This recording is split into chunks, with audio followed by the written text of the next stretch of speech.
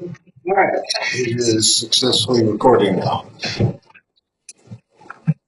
So last time we were going through some system Verilog stuff, introductions to language. We have a few more topics we want to talk about, and then I'll start talking about the first of what I'm calling kind of labs or classroom reports, whatever you want.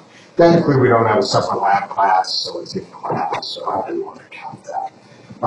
The plan is to go through a bunch of these that are somewhat archetypal that will let you build key things. So we're going to be doing integer addition as one major part of this. We're going to take a look at several different ways to do it and how to handle complexity.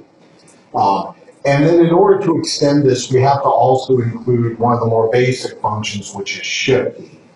Because shifting plus basic addition allows you to generate multiplication, division, subtraction, and both for integers and floats will be combinations of these. So you can basically get the rest of all of your arithmetic operations by the few basic ones we're going to cover here. So the idea of this is to get something that's, efficient and able to handle them. And so that will take us several different classes, and we'll start introducing some different constructs than you've had to deal with before. Most notably, we're going to add a new function to this view. Verilog will add in a function called generate. All right, so the neat thing about this, on every other command that's out there in Verilog or whatever other language, it describes it or it actually builds them. The generate command is a command to basically, all of those commands tell to build stuff according to a pattern. So instead of directly building it, you're going to tell it how to build it. And then it will build it according to the pattern you tell it to build to. So that's kind of nice when you have something that could be of different sizes, and therefore you could give a pattern and let it build according to that. There is some complexity. You have to think about, how you would, what's the process of building this, to program the process of building that as opposed to programming building it. But that's, it gives you a lot of flexibility and power. And later on, we're going to basically use this pretty heavily for algorithms. This becomes really important in testing as well. The neat thing is generate is actually fabricatable. So you can actually build things that can be actually constructed. So notably, we will build a bunch of our adders and stuff using this type of pattern. So far, so good. Makes sense, at least the goals we're going on here. Towards the end, we'll look at kind of some more things, how we can build some machines to automate some processes and things of that sort. So that's kind of what the rest of the semester is going to entail. I do want to spend a little bit of time finishing out developing the language. Has anybody ever programmed in FPGA before? This is the other activity. So like, 2 or 3 of you. Okay, maybe 4. Right? So I will then definitely do, if we've got time today, I'll do it. Otherwise, we'll do it first thing on Thursday. So make sure you bring your boards on Thursday.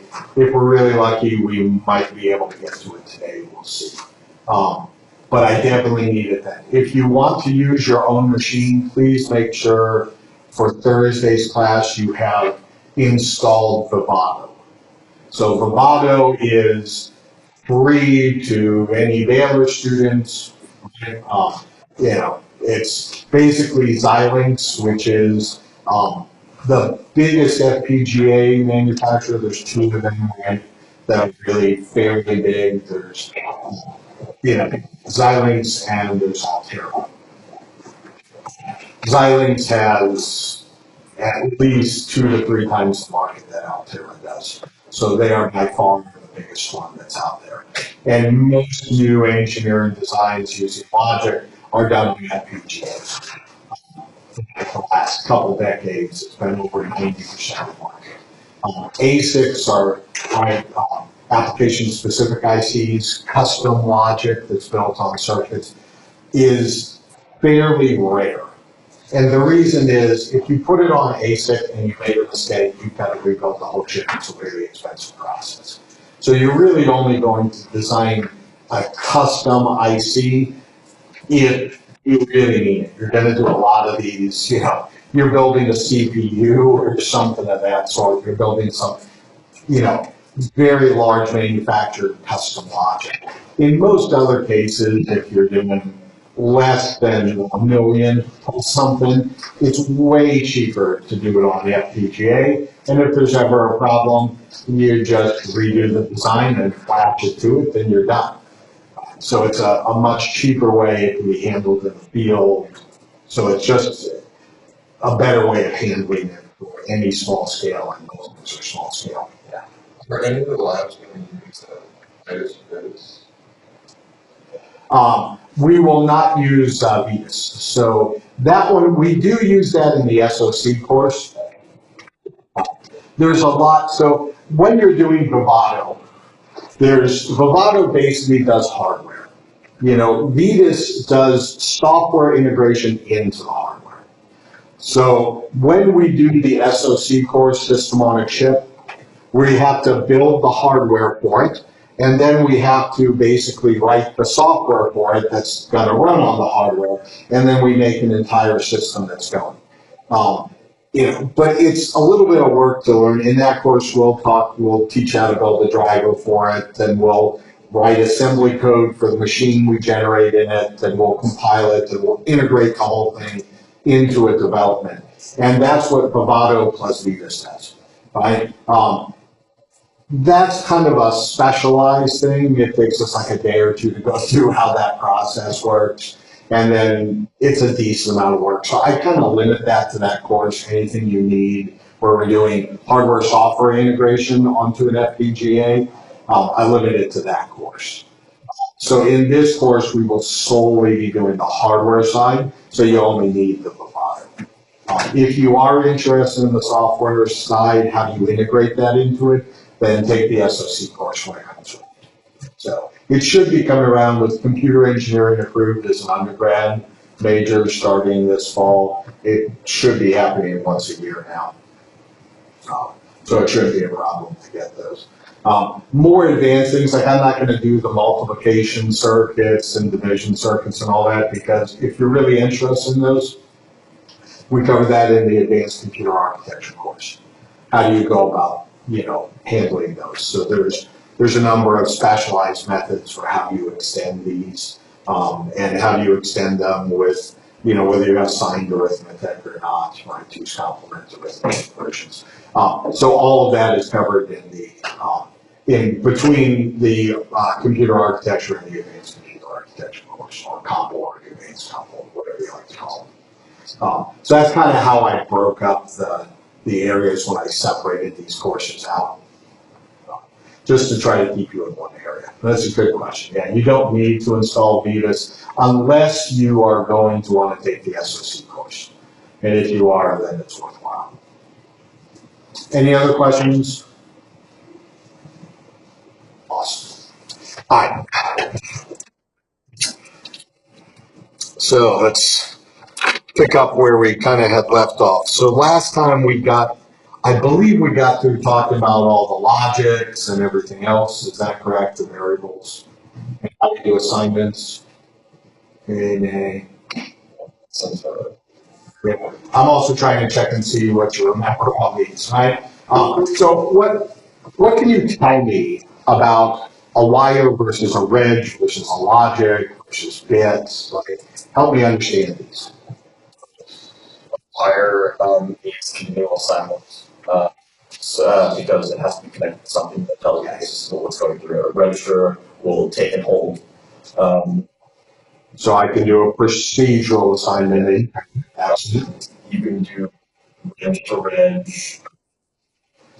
You can't do wire to reg.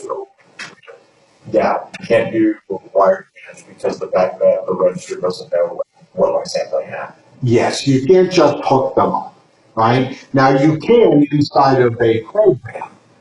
right? Let's do it because now it implicitly can take it from the program. So if I have declared, let's just do a very simple thing here, right? If I've declared, wire A and reg B, there are ways I can assign one to the other, right? But for instance, a continuous assignment is done by the assign statement. It doesn't have to be inside a procedural loop or something. I cannot assign to B. That will throw you an error. I can only put a wire or a wire-like thing. There's a whole bunch of other things. Wires are called net. There's all these different nets, not ifs and buff ifs and, wars, right? WOR, right? A wired or things like that. There's tons of these things. I can say assign A equals B, golden, right? That is basically saying, it's like saying A is another name for B almost. What it's technically doing is you're kind of soldering another wire that can go just fine. But no worries. This totally good, right? I can, if I wanted to put assign B to be equal to A, I have to now kind of tell it how to handle this. So I have to go inside. Um, this would have to be an always or something of that sort. Right. So now I'd have to give it some information. Let's say I just wanted to do a basic assignment, so I'm going to do an always. We could always also do always as, but that's the basic version, and it's got to then imply the fact from the app star that it needs combination as opposed to latch. So we never want to leave it open to interpreting things. And in this case, it's a one-liner, so I don't need to do anything else to it. I can just say that B equals A, and it's going to be totally happy with me. Because as far as, remember, it's not actually, there's no actual memory that it's read. What it just means is assigned at some particular instant. And what this is going to do is it's going to put something that's going to watch A. And it's going to look for any time A changes. And it'll create an event when A changes. And it says, do the assignment when A changes, and then hold it the rest of the time. Right? That's it can understand, oh, okay, you have told me when to assign it. You don't know that you did. And unless you realize what this does implicitly, anything on the right-hand side of the equal automatically is going to be called part of what's called the sensitivity list, i.e., any event generated in a change on the right-hand side instant. So now we have a time context to do this assignment. Right? So that's why I can handle it in this way. So that's what we mean by it needs to have time information on it. This always is implicitly going to generate that for you. When they build, do you know what the difference is on the build time between these two? Functionally not, yeah, it makes no difference. It'll build the exact same stupid thing, right? There is no difference between these two constructs, right? When you get to more complicated things, similar stuff might generate something a little bit different, but in this case, it's so simple, there is no difference between these two. It's really more how you write it. Does that make sense? It's way reg and set last class are basically like classes of each other with different parameters instead of attached. Because what it's going to try to do from these, the big difference between wires and reg is going to happen at simulation. Right? It's different than how they do it. In order for these to work, and probably the best code to show you the difference of this is imagine, there's also another thing which is important on this, which, let me just add this extra one in, this will also happen. I put an equal here. Is there any other sign that equal? Yeah, there's this other one here that's also an assignment, right? What's the difference between equal and this other arrow equal? It's called, we'll get to it in a second. One's blocking, one's non-blocking. Right? Which one's blocking? Right? Yeah, this is blocking, and this is non-blocking. Now, what the heck does that mean?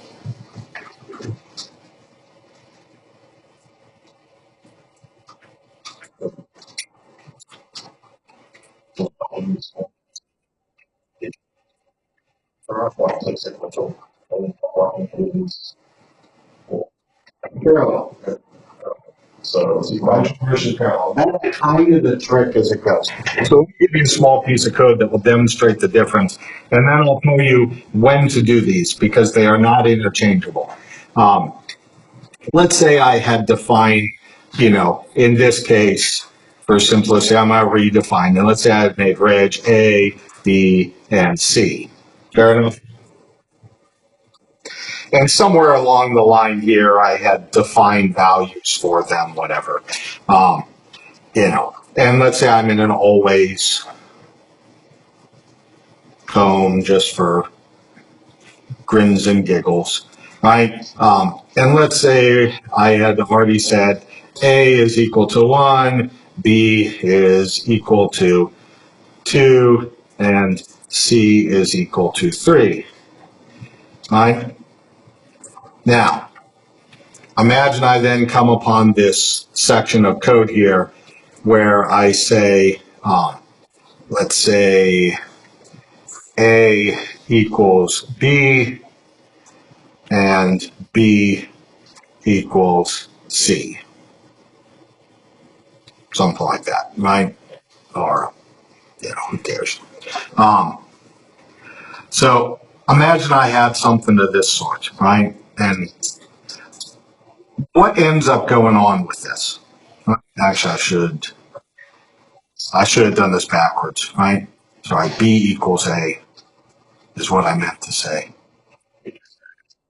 right? I think B is A. No, I just changed that unnecessarily. B is A and C gets B. So I need a chain of them, right? Yeah. In this, right, A goes to B, B goes to C. So this is kind of your normal sense. Like, I'm dyslexic, so yeah. All right. What on this particular one? What should the value of C be? What should all the values be? They should all be one, right? So let me ask you: if I took this same code and instead did this,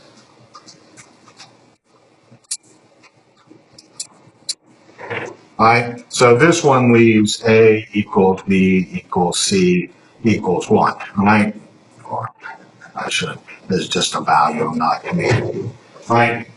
That's what happens at the end of that result. What happens at the end of the other one? A, B, C. There you go. It happens in parallel, right? So they happen simultaneously. So when this is being read, both of these are being read at the same time before the change has been done. And at this point, A is 1 and B is 2, right? So when this happens, A is still going to be 1 at the end, right? B is going to be 1 at the end, but C is going to equal 2. Because we've done simultaneously. If you think about this, this would be when I built a parallel circuit, right? And I was doing those assignments. There's just no time for the update. So it samples them before the call and does the assignment after. Now, if you think about this, now you can imagine, now the question is, which did you need? And programming language is pretty easy to do. What we do is we have a previous version of all the variables and a next version. So we take a snapshot of all the variables before. We have a temporary value for them, which we then set up, and then after the incident, we assign them to whatever that temporary correction was. Right? So that's really simulation-wise what the trick is. This one, you have two versions of the variable, right? This is the previous or prior, whatever you want to think of it, to the clock pulse, right? And this is, like an instant after the clock pulse, what is it going to be? So, And this happens in sequence with the clock pulse.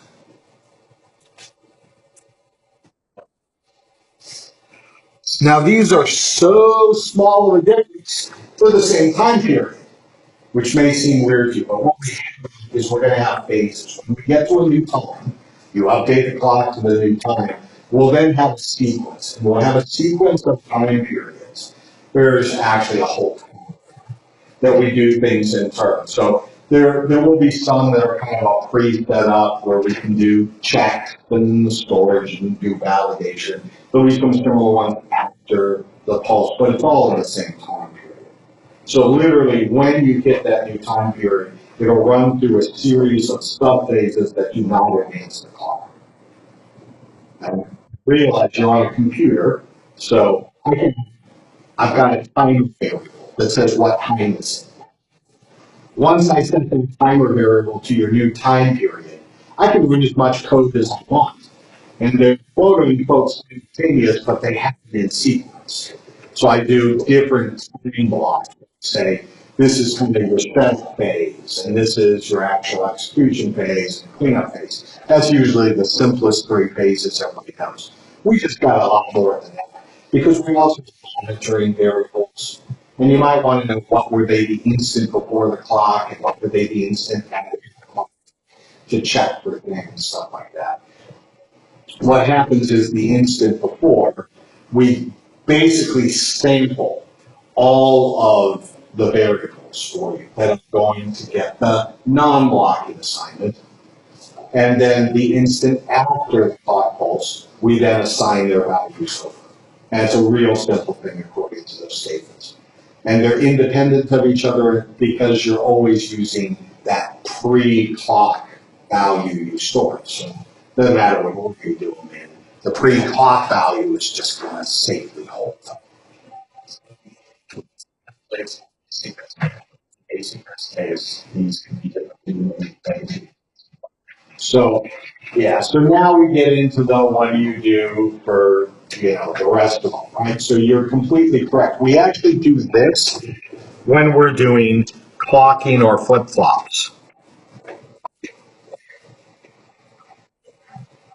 So inside a flip-flop, if you have an always underscore flip-flop, you should do number one. Because what you've got is, remember we have that stem and hold time.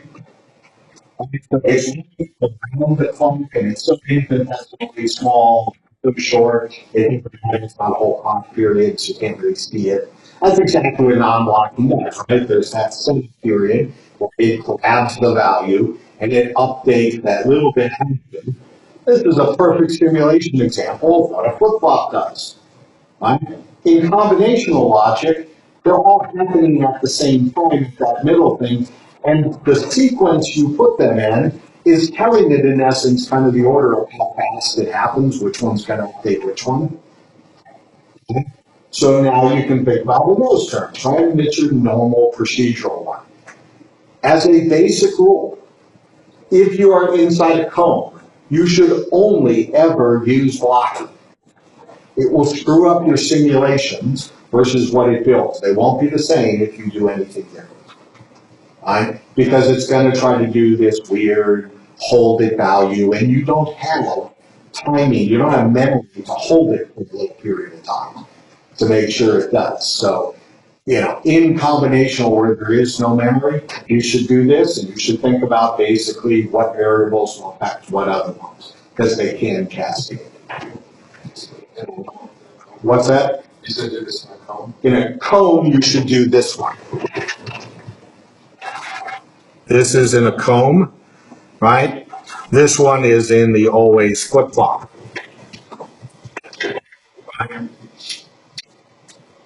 Because in a comb circuit, There is no basic framework. There's only kind of little wire length differences and whatever. And the blocking assignments here, they just happen.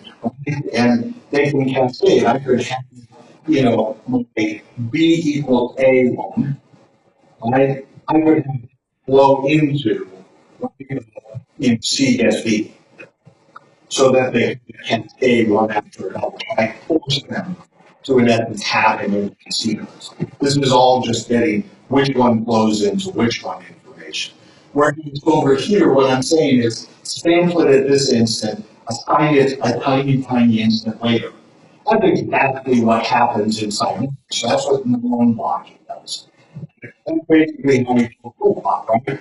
At an edge, just before the edge, you have your setup. And it actually becomes realized after the hold. A little bit before, a little bit after the clock. That's what memory is, right? Because it's going through and the loop is stabilizing. And the difference between before and after is the time necessary to stabilize the loop. But it's such a small clock, it's not really anything that's maintainable by you. So stimulation-wise, that will make this function like what you expect it to do, and it'll make this function like what you expect it to do. If you mix them, a good system will tell you, I can't do this. Right? It will not allow you to point to the language spec. It's not supposed to let you mix these inside of any particular loop.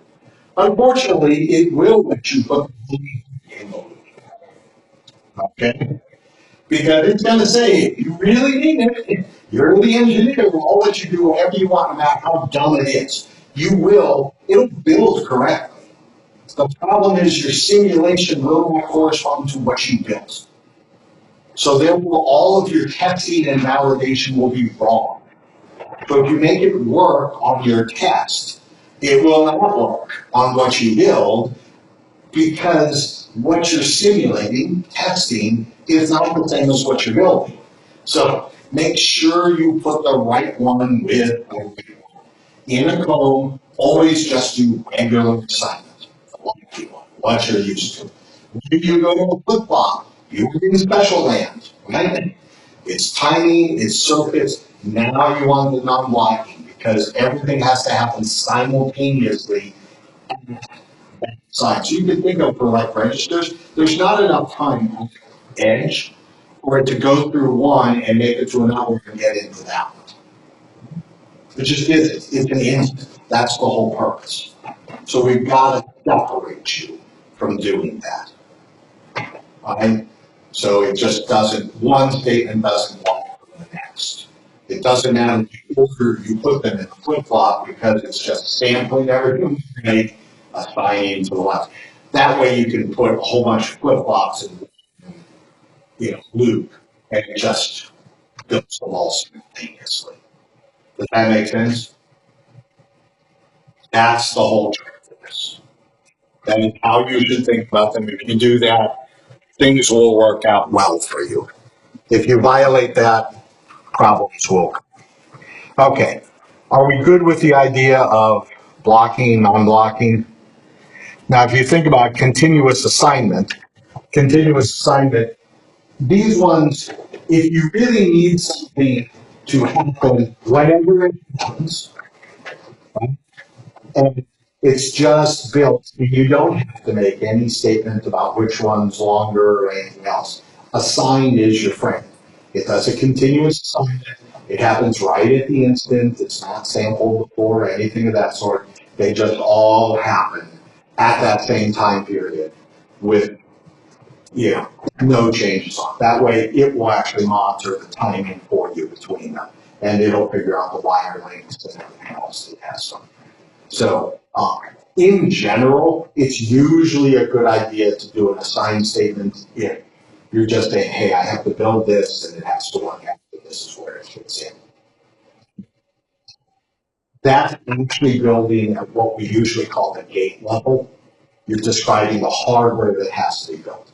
An assigned statement actually builds. Right? And always code is going to infer a circuit to build for you based on the behavior of that circuit. Whatever you describe inside the code of an always comb, it's going to infer what circuit you meant. Right? Inside in a sign statement, you're just telling it in an unmistakable way what it is. You can put in AND gates, you can put addition, it'll then infer an add circuit, right, from the assign, but it just built it. It puts it in and puts it right where you said to, and it doesn't think anything about it. You told it, build me an adder, great, I'll build you an adder. It builds whatever it has in its library, right? By default, you're gonna get a cheesy one in most cases. Now, inside your FPGA, you probably won't get a cheesy one, actually. They actually have some pre-built hardware circuits. On R1, it's an 18-bitter, right? But they have different adder sizes that's out there. But if you're doing like a 2-bit adder, you certainly don't want it to use up your 16, or actually it's 18-bit adder. It's got a couple guard bits in case something overruns. It's meant for a 16-bit thing. But you could get overflow and stuff, so it allows you to see that. Yeah. Essentially, you don't want to use that really nice big adder on some little piece of garbage. Hopefully, it will always pick the one that's right sized for it, but it's a machine, so, just be careful. Nothing can make a mistake quite like a machine, right? To err as human, to really powerful things up requires a computer. So, just realize it can go bad. Does this make some sense where you're going with it? So the continuous assign should be very safe. It's going to build exactly this. Right? The always comb, no memory, it will infer a design. So make sure you're going to write what it can easily infer. Right? And you use blocking assignment, the regular equal. If you're doing an always flip-flop, it should only ever be the non-blocking assignment, so that it can sample correctly at that edge.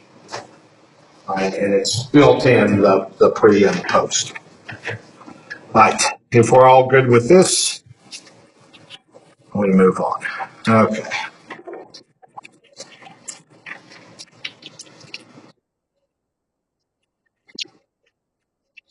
Now, what we want is to talk a little bit about, we've talked about the multi-bit, right? 0, 1, X, Z. Those are our 4 different states. Right? Can anybody tell me what those 4 states are? Any particular bit I have could be 0 or 1, right? Those kind of make sense.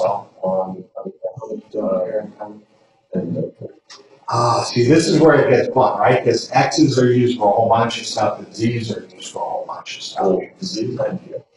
So X under our logic, depending on the case, when does it mean don't care? It can mean don't care. But when does X in just digital logic mean don't care?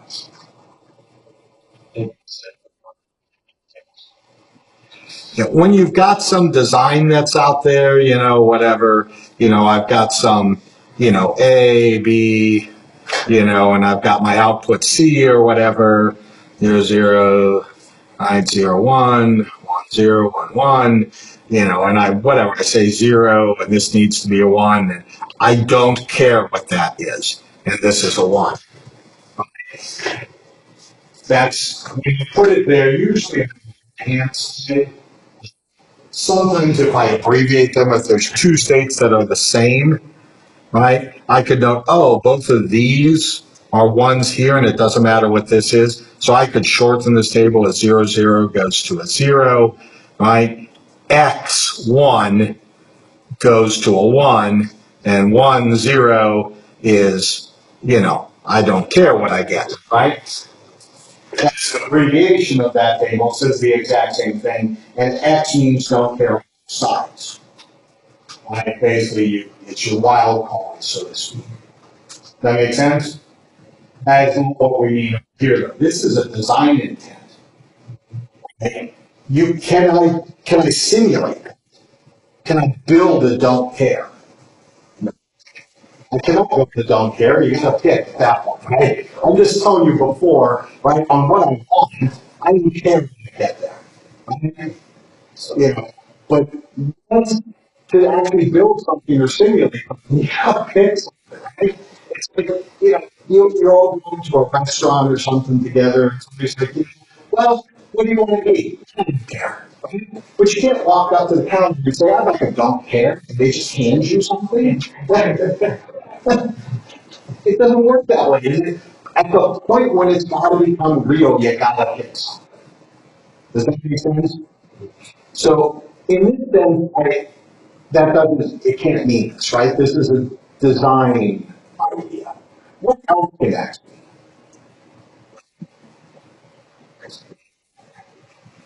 It can mean it's been disconnected in some sense. Now, this is going to seem weird, but we're going to do most of our connected as a Z. Right? Now, there is one case where this could actually come into play as an X, but in most cases, disconnected will be a C. Think about it. If I take a wire and I pull it out, is there theoretically, like if I pumped 1,000,000 volts, do you think I could force them to still be connected even once it's unplugged? You give me the knuckle again, jump, right? Yeah. Okay, so what you really mean is there's a big air gap, which means high resistance. When really high resistance, high impedance, there could be capacitance and inductance and stuff, right? That's impedance is B. So if it disconnected, in most cases, we're going to mean Z. All right? So I'm going to interpret that in a more electrical term, meaning an open circuit. Right? So if the circuit is open, okay, disconnected, uh, I've created that separation. This is generally what we mean here is open.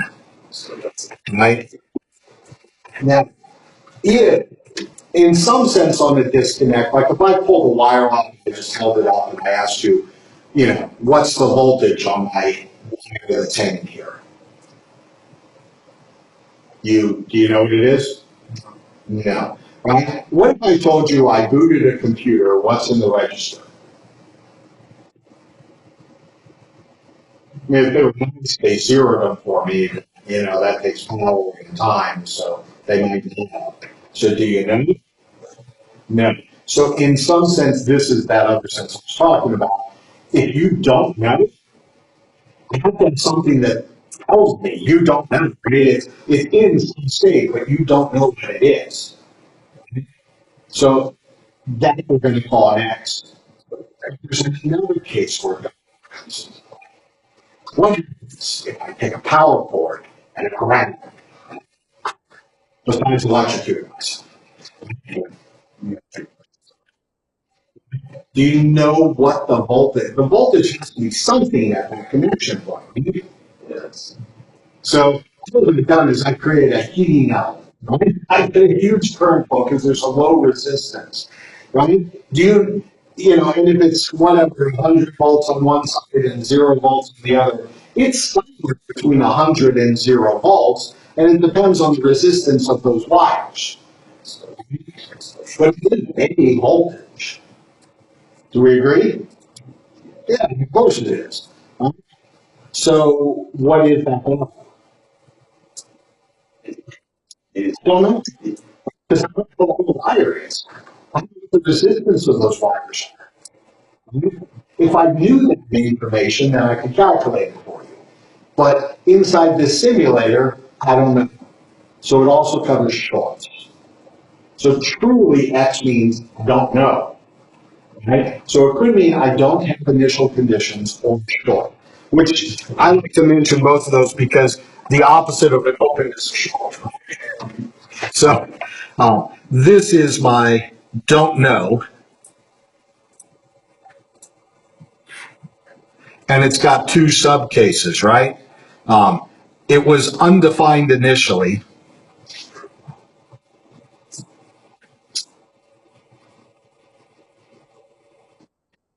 Right?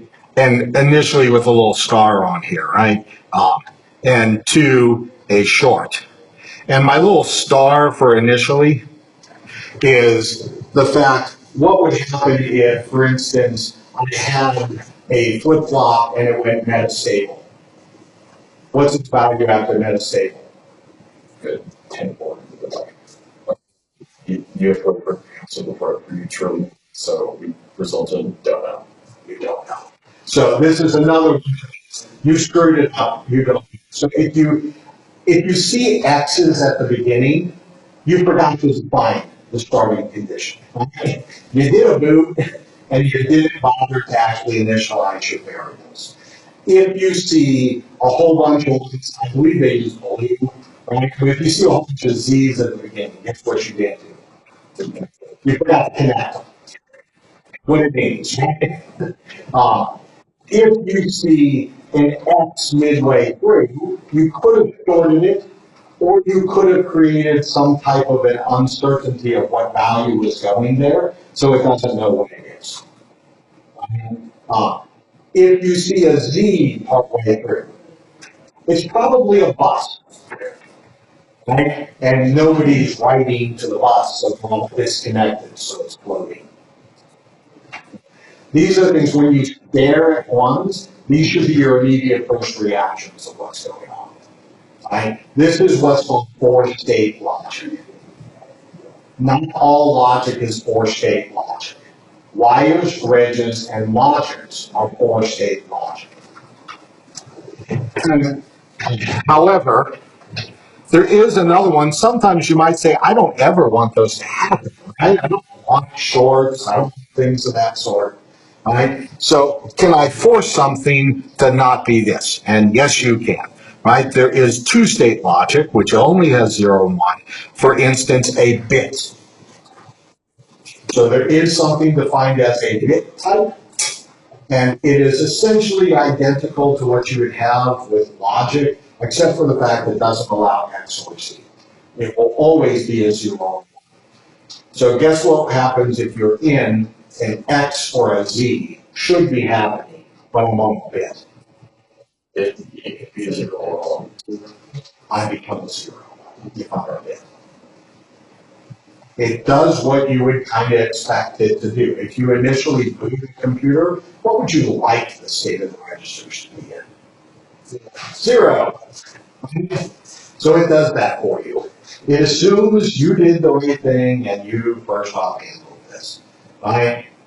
And it's going to basically assume 0 in all those other cases. Now, there are some associated other data types that go along with it, right? There's also a byte, right? So, yeah, what's a byte? It's It's 8 bits, right? 2 nibbles. Because a nibble is 4 bits. You laugh, that's actually the definition of it. So, there are these ones, right? There's bytes, and now we get things like also shorts, right? And you get regular ints, and you get longs, right? Long int, those kind of stuff. Uh, int is a regular variable that you're used to inside of your kind of standard C stuff, things of that sort. These types do not appear until system variable. If you attempt to do this in a Verilog code, you will get errors. It doesn't know what you need. And, there is also, for the four-state ones, there's a version of int called an integer. It is a four-state version. That one is available inside of Verilog. So there are times you want an integer. What is an integer? Mr.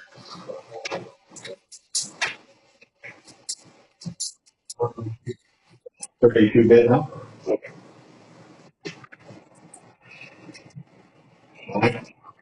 You just gotta get used to what these mean. What's a short? Or short int?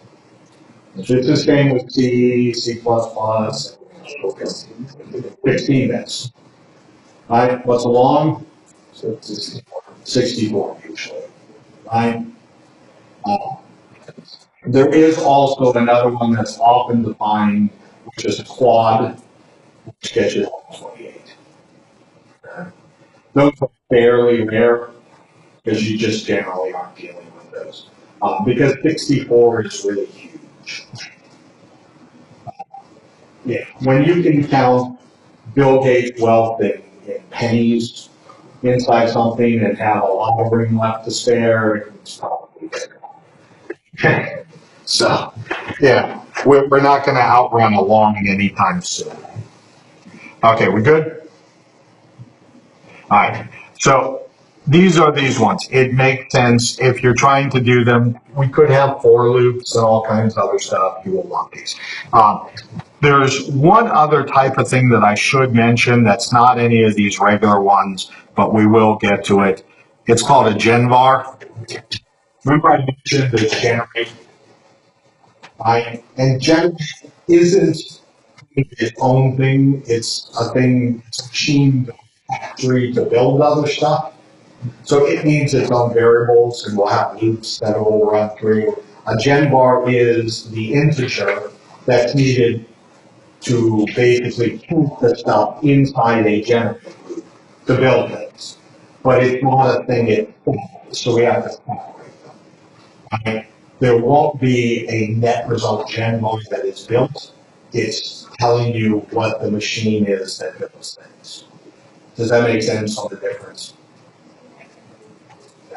So, yeah, this is a non-buildable thing, right? Theoretically, all these are buildable or simulatable. This is not technically buildable or simulatable.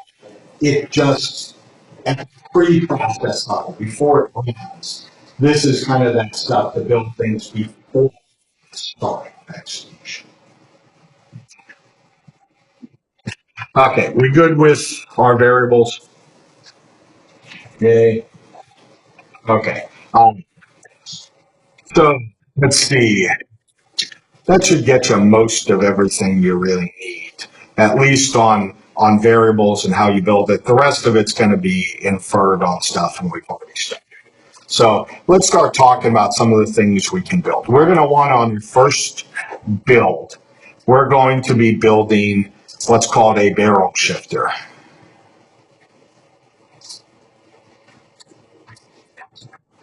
All right. So in order to talk about barrel shifter, we got to talk about shifter and why do we actually care about this? Why would we, a barrel shifter is a very efficient shifter to build. So it's got relatively good time and space complexity, things of that sort.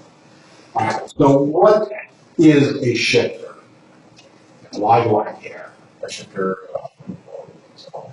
but in this instance, it will move bits around. Okay, it moves bits around. In what way does it move bits? Okay, it could go left to right, it could go right to left. Right? It just doesn't do like permutations and stuff like that, right? It'll just send it. So we've got left shifts, so just general shifts, right? We've got left and right direction, right? It's going to shift left. There's also three other subtypes, different types of shifts. Can I give you a type of shift? Let's see if you.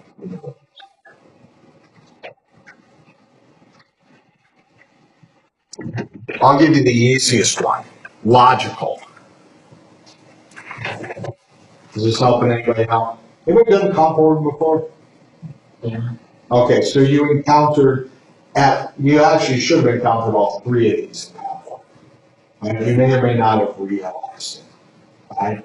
So a logical shift is the most basic one everybody thinks of. Okay, so I can have a logical shift left, I can have a logical shift right. Anybody think of any of the other ones?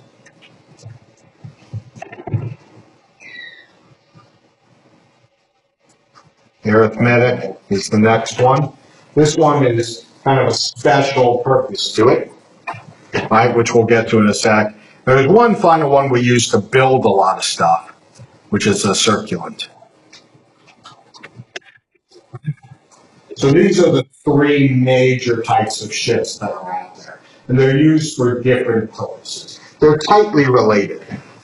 Let's say I had 1, 0, 1, 1. Fair enough as a number. Okay. Let's say I wanted to do, Let's do logical shift first. And let's say I want to do a left shift logical by 1 bit. What does that mean?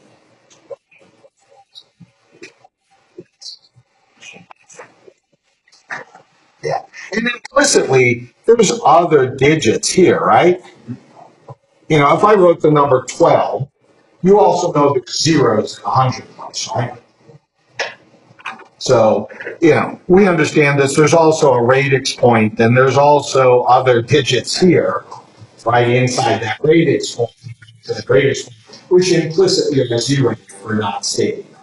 This is just well-known number conventions. Now, when I'm doing a left shift, I'm just saying everybody shifts to the left, right? So if I'm doing by 1, all these digits shift over, right? 1, 0, 1, 1, right? What comes in? Well, what's in this unknown box? So what's in that box? So these conventions of what gets shifted in, that's what these are telling you. What gets shifted. Now, logical says no matter what you do, whatever shifts in, whatever direction it is, it's always a zero. Right? That is the logical convention. A zero always comes in. Doesn't matter if it's a left shift or right shift. It doesn't matter if it's 1 or 2 million. Right? If it's a logical shift, it's a zero coming in. Does that make sense? Right? And that kind of makes some sense here. Now realize I only have 4 bits, so technically I would get this as my answer with a left shift logical. Because I just kind of shifted to the edge. What if I had done a right shift?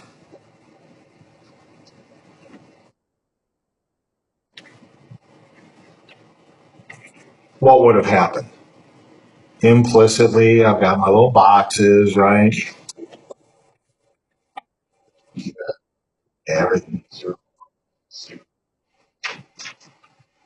all right, so everybody moves to their spots. And then what comes in is this box, but we said we're going to do logical. So what's going to come in is a 0. And we don't care about whatever's after the radix point. We only have these. So you get 0, 1, 0, 1. It's logical shift. The question is, what does a shift do for you? Let's just deal with logical and clear.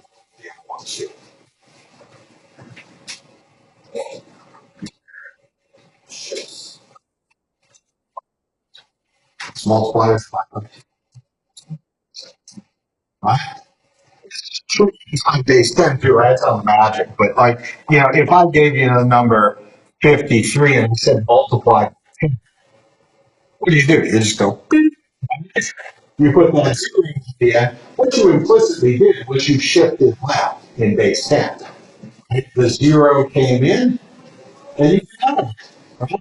So the same thing works, it doesn't matter which bases. It multiplies by a certain number of your base. Right? You shift twice inside base 10, you multiply by 100. Okay? That's 10 squared, base squared. Okay? It makes no difference if you're in base 2, base 8, base 16.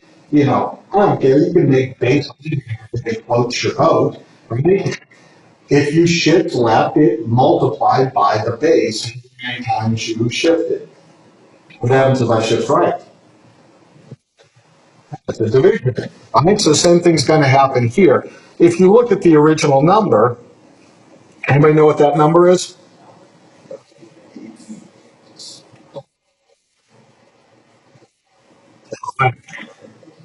Right? So, easiest way to do it. Anybody know what that number is? 101? That's 5. It was shifted once to the right, which means it was doubled, so it's 10 plus 1. Right? Works like a charm. Right? Anybody know what that number is? 2. Shifted once, it doubles. Right? So that's 4, plus 1 is 5, times 2 again, plus 1. Gets you doing, I don't care how you want to break it up, right? You can do it all kinds of ways. All right? This was 11. If I divided by 2, I would get 5.5. So if you gave yourselves the extra digits, yay, shifting does division or multiplication by the base, depending which way you go. Right? And if you notice, logical does this quite nicely. But that's not what we call something else, arithmetic. Nothing weird. It's just did arithmetic for me. So I have an idea why arithmetic is called it. Something else is called arithmetic. Logical, but that doesn't seem logical. Sorry. But this will hopefully make it very memorable to you. This number is the lead, right? Uh, what if I told you that number was -5?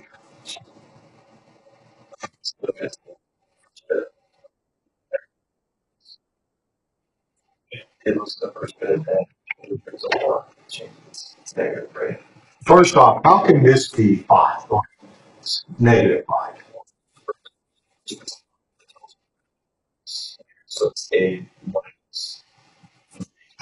So it's -5. Except that would be signed binary. So it's related. You know, you are right in some sense, but we use two's complement. Do you know why we do two's complement? Um, yes, but why that versus signed binary? Where I just make the first one a signed bit and the other. Because two's complement has less bits.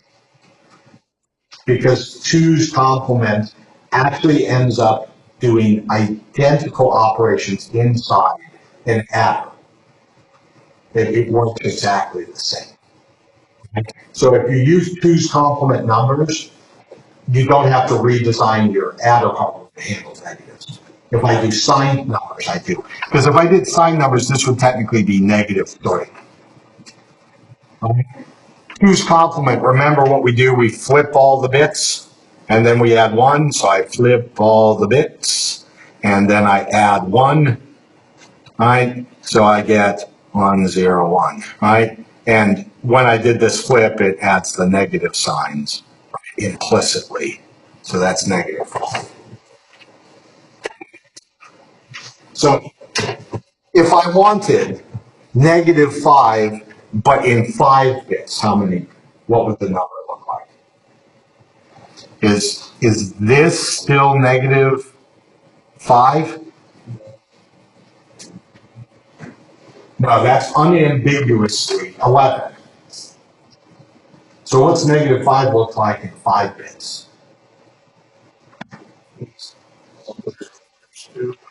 Yeah, see, this has to be a 1, right? In order to do this, I have to, as far as you want, just like we can extend zeros, you have to extend ones as far as you want. Does that make sense? Right? And here's why. When you do that little trick where I said where you flip the bits, you want all these to go to 0 up here. Right? And then I add 1, it's only going to affect this side. So in order to have zeros in your regular positive range, you have to have this there. So that's what it's actually doing here. It just connects them. You extend it. Yeah, we call this sign extension. All right. Now, here's the problem. If you notice, in essence, for the negative numbers, I want to extend it with ones. So if I do my regular logical right shift, I would have gone from -5 to, or sorry, -5 to +5 by doing that shift. But what would I have wanted to do arithmetically? I'd want to be able to go from -5 to negative something, right? It should be either -2 or 3. It depends how you round, right? So what I would like for arithmetic shifts is they're going to shift like you did before, except the leading bit is going to get copied.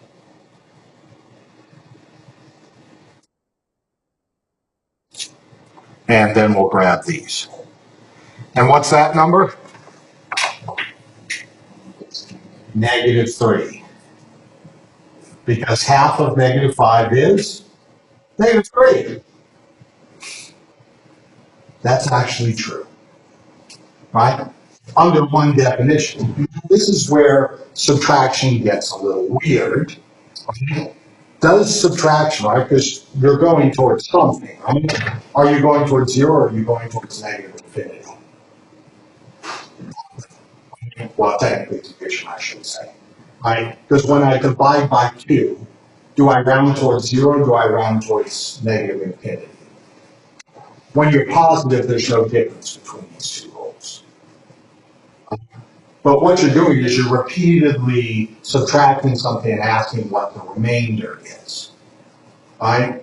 So if I'm going towards negative infinity, then I have to do one more. And the question is, can I have a remainder that's negative, or should I have a remainder that's positive? How do I handle that? Right? That's a convention. Because if I did -5 divided by 2, right? Now, if you're just doing regular division, great, you'll get a -2.5, right? If you're close. No ambiguity there. But if I go to integers, do I bring them down or up? Because it's -2.5. Let's go to -2, let's go to -3. That's what you're answering. Right? So am I rounding towards 0 or negative infinity? You have an option. They both have a place. So now you have to answer which one it is. That's why division, you can't build a universal division circuit. Because what division? We don't know what you mean. I can make a universal multiplier. Right? Add and subtract, no problems on these. Division, confusing. What do you need in the negative side? And that's the problem with it. Now, if you look at this same circuit and I counted the whole thing, including the fractional bit, just so you notice, right, I would have ended up with 1101.1, right?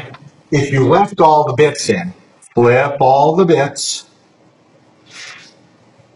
and you add 1 to the least significant one in the chain. That's how that works. So what you end up with is that, and it's -2.5. So the arithmetic shift, if you count the extra radix places, totally works fine. It gives you the exact -2.5. Right? And then you just have to answer the question if you want to truncate, what did you mean? And what it's going to do is it's just going to drop that bit. It's not going to do your rounding, it's going to do a truncating by definition. That's what we mean by shift. Okay. So that's the particular type of division we're going to get. Does that make sense? So notice it does work if you add extra radix points onto it. But do we see why we need the arithmetic version? If I am doing a right shift, I have to keep the sign bit. I have to preserve that, otherwise I've messed up my arithmetic when I have negatives. If you're only dealing with positives, logical is totally fine. What's the difference if I'm doing a left shift? Well, the extra ones only appear on this side. And if I'm doing the left side, in both cases, after the radix point, so there's no difference between logical left and an arithmetic left.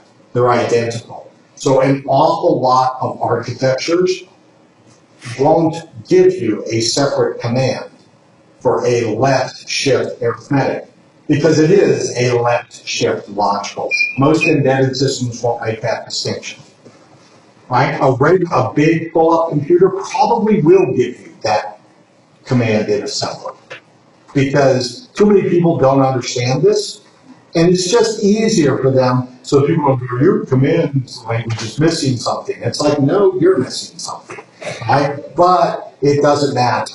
Right? So I see a lot of people look at embedded systems and go, why is it missing this? It's not. You just got to know the left shift dashboard is left shift arithmetic. Make sense? Okay.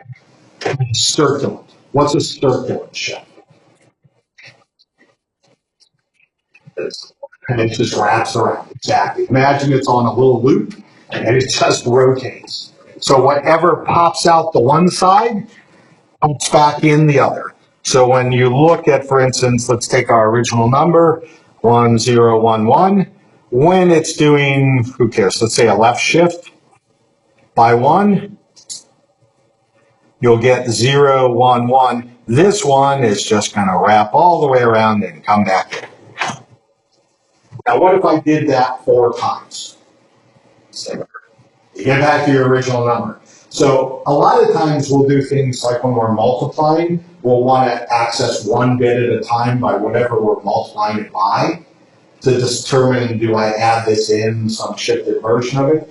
The circulant shift lets me not mess up my original number, right? So I preserve it. So a lot of systems, when they do multiply or other types of things, they'll do a circulant shift because it leaves the original number unchanged, right? While it's calculating whatever else it's doing, whether it's multiplication or division or else. Right? It's just, is it repeated repeated addition or repeated subtraction, right? So circulant shift is often used for those. It's sometimes used in signal processing. There's a bunch of signal processing. You will actually rotate them around. Because if you think about your frequencies graph, right, and negative infinity hits positive infinity. So when you do an FFT, right, your positive pi over 2 and negative pi over, negative pi and positive pi meet, right? So it is a circulant situation if you're doing any types of shift solvers. That makes sense?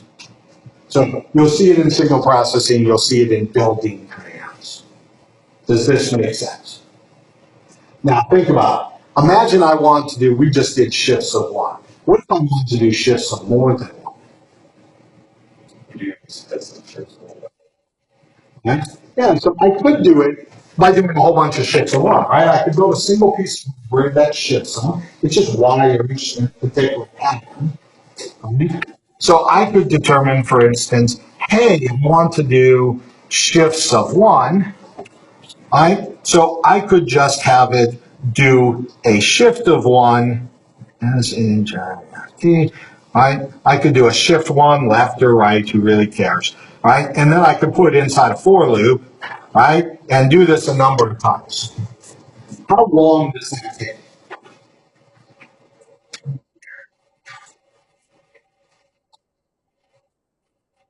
How many shifts do you need to do? How big is that for loop? Right? So if the for loop goes 1 time, it costs 1 unit, right? 1 shift time. Right? If it's 3, it costs 3. If it's 200, it costs 200. What's the complexity of that? Yeah, linear, which we write as big O of n. Let's just get used to writing something. So n is the number of shifts you have to do. And that could be as big as how many bits you have. Is that good? Then be slow to us, right? Good.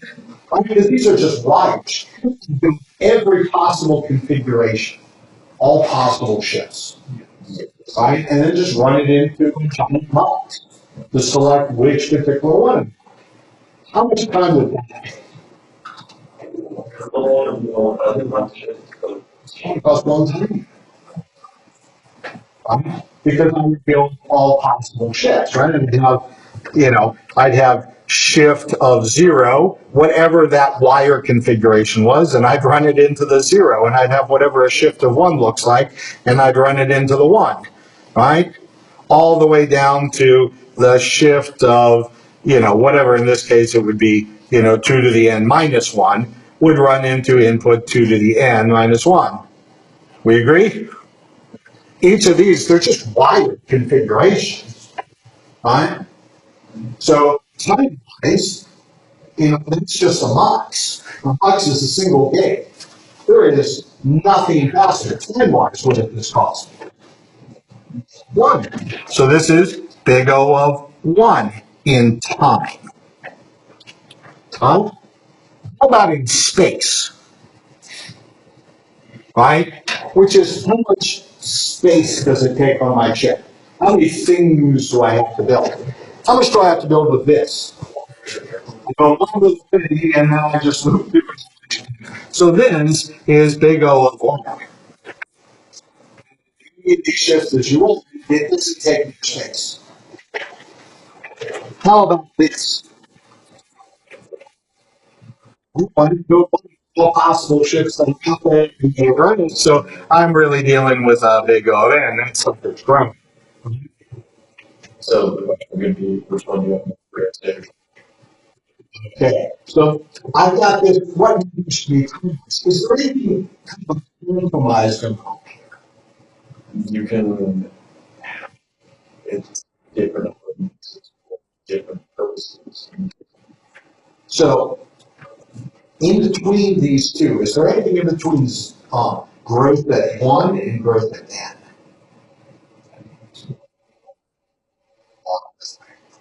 Right? When you see this where they just switch off, it's n for one, 1 for the other, 1 and n, there's usually a solution that it's going to be log in time and log in space.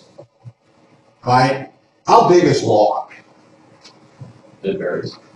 Yeah, but it's way smaller than n, isn't it? It's the slowest function that goes to infinity. So in general, it's going to do way better, and it'll be a little bit worse on the other, but it's slow, right?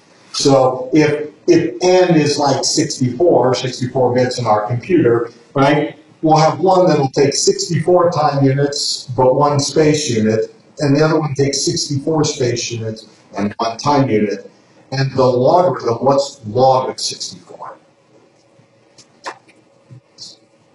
Log base 2 particularly, right? Log base 6. So it's going to take 6 time units and 6 space units. That's a pretty good trade-off, right? And as things get bigger, it just gets better for us. Right? In general, whenever you see something that's logarithmic, there is a way to build that. There is a standard way to get to that. Anybody know what that is? Binary tree. Right? This is sometimes called divide and conquer. Right? You split it in half. And you keep splitting in halves. The size of a binary tree is going to have log number of next lines. Does that make sense? So this is where, right? This is kind of like your standard stupid shifter. This is a way big shifter. In between these, we're going to have a barrel shifter, which is going to be big O of log n, big O of log n, right? And in general, this is almost always the best choice trade-wise to me.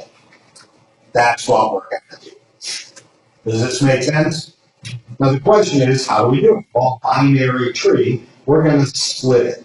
So let's say I wanted to do shift less, just for the sake of argument, right? So I could make this barrel, anybody see those little blocks that kids have on their, like a bike or something? It's got a bunch of numbers on the outside, key in your number, right? That's a barrel. Right? That's what this is based off of, where each one of those ones has an order up in one of your bases. So we're going to break our shifter into a barrel that does shifts of 1, right? And then we're going to have another barrel which does shifts of 2, and another barrel which does shifts of 4, and so on. So if you wanted to get a shift of 5, you would engage the shift 4 and the shift 1. They don't keep it. If you shift by 4 and you shift by 1, you have net shifted by 5. What if you want 7? Put them all in. What if you want 6? 4 and 2. If I want 3, put them 1. I can go how you want by just which ones do I engage or not engage. So that kind of implies for each of these shifters, I either use them or I don't use them, which means a mux. So this is kind of a mux thing, which I can build into a tree. All right, I've got the 0, the 1. The 1 means I used it, and I could put the shift 1 or not a shift 1. All right, this is your option at that level. At the previous level,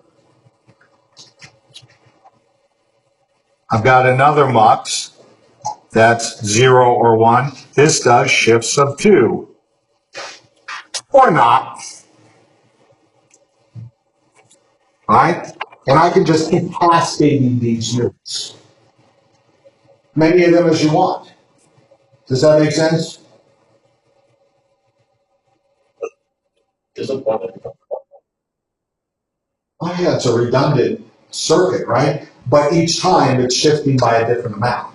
And up to however many bits you have. You need to build it bigger than, half of your bits shifting. Because if you shift the whole amount of your bits, you return back your base number, so it's not. So you'll keep doing, if, all I had was 4 bits, that's as much as I need to build. If I had 8, I have to put 4, right? Because I could shift up to 7. Does that make sense? So the biggest stage I ever need is my shifts. But notice it's got patterns to build too. So therefore, we now know how we can build as many stages of this. Shouldn't we be able to explain to the machine how to build a stage and let it build a number of stages? We have a rule of how many to build. We know a pattern to build. Why should I have to do that? I should just explain the pattern that will generate statement. Does that make sense? So next time we'll get into building this. First thing we'll do, we'll just show how to program the machine. Then we'll talk about how we built this generators. You are welcome to think about this in the meantime, how you might systematize such a design, and we'll see where we get. And as usual, if you have any questions for me, please come up. See you next time.